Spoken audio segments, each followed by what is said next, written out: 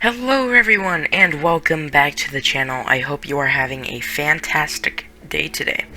So, the last news video for Jurassic World Evolution 2 that I did was a tiny bit low on my opinions and reactions to the pre-order trailer and the future game show, as well as the species field guides, which were Dimorphodon, Pteranodon, and Mosasaurus. But we will make up for those today, so yeah, let's go. Also, I would like to apologize in advance. Things happen outside in real life, like summer just ended, so either people are going back to work or people are going back to school. But this doesn't mean that I'm not gonna stop uploading content. I will still make videos. It's just the time between uploads might be a little bit extended. I do apologize.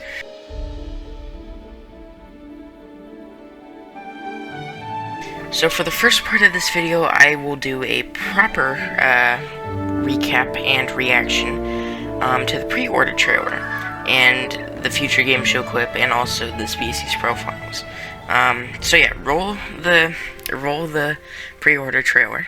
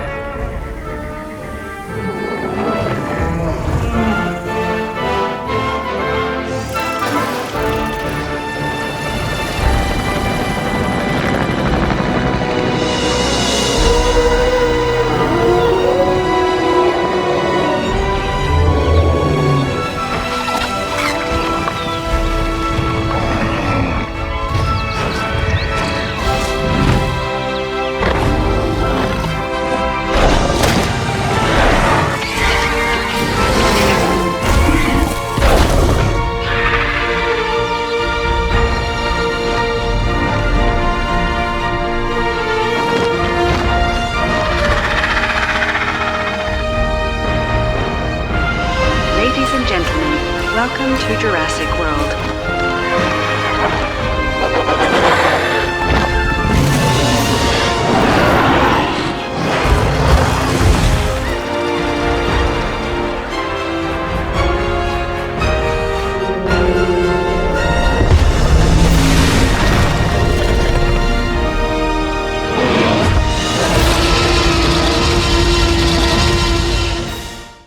When the pre-order trailer was released, I immediately clicked on it, and I was pleasantly surprised. There were so many species. The new confirmed additions from the pre-order trailer were the Carnotaurus, the Majungasaurus, Chanzosaurus, Allosaurus, Tropicognathus, and the Mosasaurus. I mean, we knew we had Mosasaurus confirmed, but now we actually got to see it in action. So that was pretty cool. As well as the Majungasaurus returning. That's nice. We knew the Allosaurus was coming back because it's a legacy dinosaur. The introduction of Tropicognathus is pretty cool. And, yeah, the Chanzosaurus, pretty cool species. And, the Carnotaurus, it's a legacy dinosaur, so it'll be in the game. So, yeah. Also, the way the dinosaurs interact with each other and the environment looks amazing. The way the Carnotaurus rams its horns into the Parasaurolophus, knocking it over and tripping over the fallen down para, and that was pretty cool, as well as the fight with the Chanzosaurus and the Allosaurus. That looked incredible with that animation. It looked realistic. This game is definitely going to be a big improvement and a large step from the first game to the second, which is exciting. And the Tropicognathus flying out of the hatchery, that was pretty cool, especially when one was flying over and one was sitting. And the Mosasaurus emerging out of the water to eat the shark was just amazing, and probably reminded a lot of people of that scene from 2015's Jurassic World. Yeah, it reminded me of that. So, yeah. Now, alongside the pre-order trailer, we get to see the content available. If you pre-order the deluxe edition, which includes vehicle skins that are kind of like, Lost World engine and all that, and 5 new species, 3 land, 1 aerial, and 1 marine. So if we look at the land creatures, the dinosaurs, we get the Huangosaurus, which is returning from the first game, Pachyrhinosaurus, which a lot of people were excited for, Megalosaurus, really cool addition. For the avian species, we get to see Geosternbergia, and the water, the marine reptile, we get the Attenborosaurus. All of which look amazing, and I cannot wait to see them in-game. Okay, so moving on to the future game show clip, we get to see 2 new species, the Ichthyosaurus, a marine reptile with a rather mischievous look on its face, and the Sierradactylus, a flying reptile with a long beak full of sharp teeth. I think these are both really great additions to the roster now. Not only in this trailer do we get to see those new species, but we also get to see the new weather, rain, and a new biome, temperate, I think it is called. Yeah, so it kind of looks like modern, because, it's like standard trees that you see today, sort of. But yeah, so there's a new biome and a new weather. Okay, so moving on to the things that I forgot to mention in the last news video, was that many popular dinosaur YouTubers played the first mission in the developer build. It was really amazing to watch. And when I was watching, I was shocked. There were so many new changes and new mechanics that were implemented into the game, and yeah, it was just incredible. So for some of the changes, almost the entire UI changed. Like, everything looks different. Almost everything, anyway. Like new models, just got the tabs, they all look nice, it's crazy. And it does look amazing. And the building of fences and paths were changed where they have a slight delay on them, so they like build over time. It's not too much of a delay, but it's enough of a delay to the point it's like, wait, hold on, am I really building this, or is this like, what's happening here? But yeah, and when a building is demolished, it like reverses the animation of the building being built. So like, that way, so when you demolish a building, it doesn't just go poof, it's gone. It takes a little bit of time. So that's nice. For dinosaur changes, they now have better interactions. We knew this from, I believe, the first monthly stream, or possibly even when the game was announced. We knew this for a long time now. And the hunting mechanic, like where the Carno just rams the goat into the air and then just, eats it, that was pretty great. However, I do comment to say about this new hunting animation. I know they said that it was going to be more dynamic, but I don't know if that was like what we see. I might put a clip here. I don't know. I might not. I don't know. So when we can see the carnivore fail to hunt a goat, like for example, it steps out of the way, it has to chase the prey again. So like it doesn't align itself anymore. It just goes for it. And then the goat breaks its lock, so it kind of stops. But then it walks sideways, not breaking its head. Like, its head is locked in a certain position, but its legs go like to the side. It's like a crab. Until it finally fixes itself, and then it starts hunting again, and either it succeeds or it fails again, and then it, repeats and all that. And, yeah, I really thought that was interesting that they crab walk. And, we can see, the pteranodons now pick up people once they escape. They can sort of drag them off the ground. They don't take them super high in the air. They just kind of like pick them up and then, oh, too heavy, and they drop them. So, maybe that could change. We didn't see it all. But yeah, that's pretty cool. Now, we also can see how we can expand and build the lagoons to house marine reptiles, and it is much simpler than I thought it would be, honestly. It's kind of like it snaps into piece and then you just expand it, and, you know, all that. I thought it was going to be a little bit more complex, and I don't know if how much space it can take is limited, but I think from a screenshot on Steam when you're about to buy the game, it can get pretty big. So yeah. Speaking of marine reptiles, we also got to see the Plesiosaurus, and, you know, the Mosasaurus, you know, obviously. And we can see how our viewing stands work similar to the movie. You can raise them up and down, and we can also see more customization that was featured and talked about heavily during the early days of the game's, you know, existence that we knew about. And you can customize interior decor that will appeal to a certain guest type. Therefore, it will boost their rating for that certain type of guest. That was pretty cool.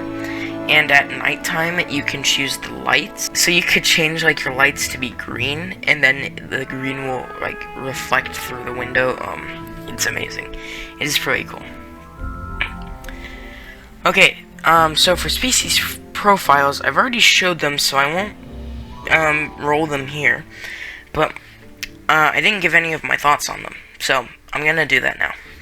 Dimorphodons and pteranodons will eat from fish feeders, so they are confirmed to return.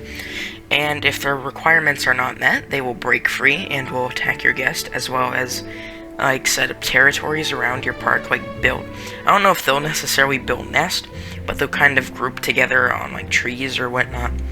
We don't get to see in action, but we have that confirmed from the thing. What thing? The frontier, like, sort of development stuff. I don't know. I've seen it before. I can't remember what it is, but they kind of talk more in depth of what you can't see in the species profile, but can tell you what you can maybe do and what they will do in the actual game. So yeah, not much to say about them. And in the Pteranodon species field guide, it flies around weird, sort of the way I talked about the Carnotaurus moving. Its head is like locked on a position, like it's looking at something, but then its body will make like sort of a soft turn every like few seconds, so it'll kind of look weird. But you know, I thought that was a little odd, and so did a lot of people. But you know, it is the species profiles and the gameplay that other YouTubers got to play was only the development build, so things are planned to change as the game, you know, goes on. Now, yeah, so, and also in the Frontier blog, or whatever it's called, they revealed that your tours can go over tracks now, so that's cool. For the Pinocchio Rex itself, Chanzosaurus, we can see it interact with the environment, sort of like the Albertosaurus from the first game, like it sort of sniffs the ground and the other one follows, and yeah. And some expanded information is that it does not settle well with any other carnivores, so there is nothing else that can be housed in this thing with this. Maybe herbivores, maybe, yes, but I don't think so.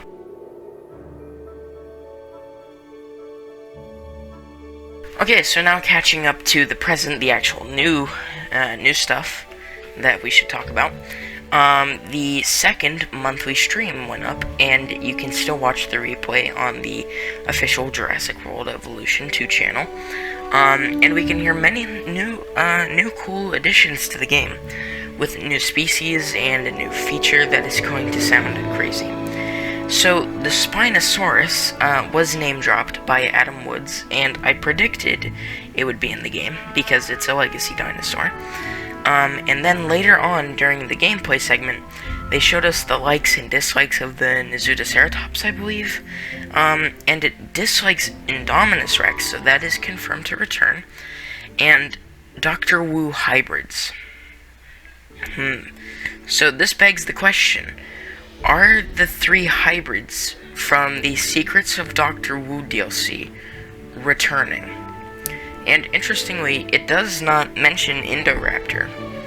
So, who knows? And, so yeah, that sounds interesting. And a feature that had to be implemented via modding for the first game is mixed eras. Finally, that took a long time. However, if you do not have a PC, PlayStation 5, or Xbox One S, this feature will not be in your game. So, you know, that probably made a lot of people mad because you're like, oh, this new game, it looks fantastic, and it's coming out on the console that we don't need to buy and that we probably already have, you know, like your PlayStation 4s and Xbox Ones. But if you want this feature specifically, you will either need, you know, like a PC, PS5, or the new Xbox, in order to specifically have that feature in your game.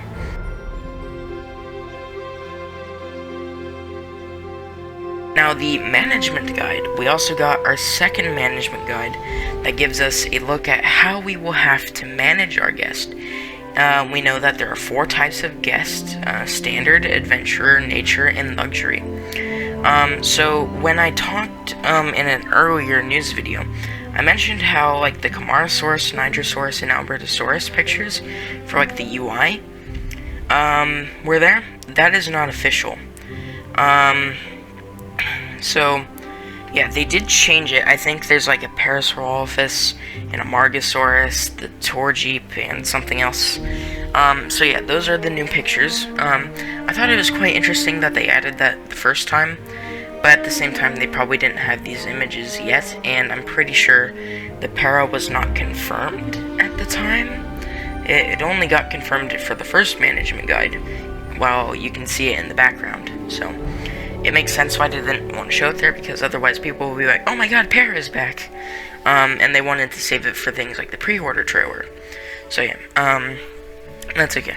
Moving back to the building decor, you can choose between a variety of decor that will specifically raise a certain guest type or two's satisfaction. You can have fountains, ice cream, and aquariums. The customization of our buildings is going to be so fun to play around with. Like, I cannot wait. You can change the colors, secondary colors, lighting, interior, decor. You know, it's gonna be crazy.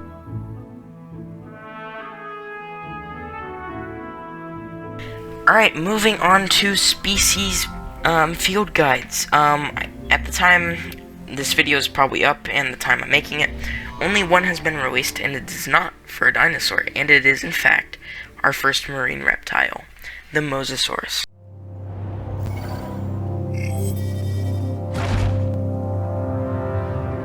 The Mosasaurus hunts near the surface of the water, utilizing the power of a large paddle-like tail to quickly propel itself, unleashing a sudden attack to fatally incapacitate anything it could sink its teeth into.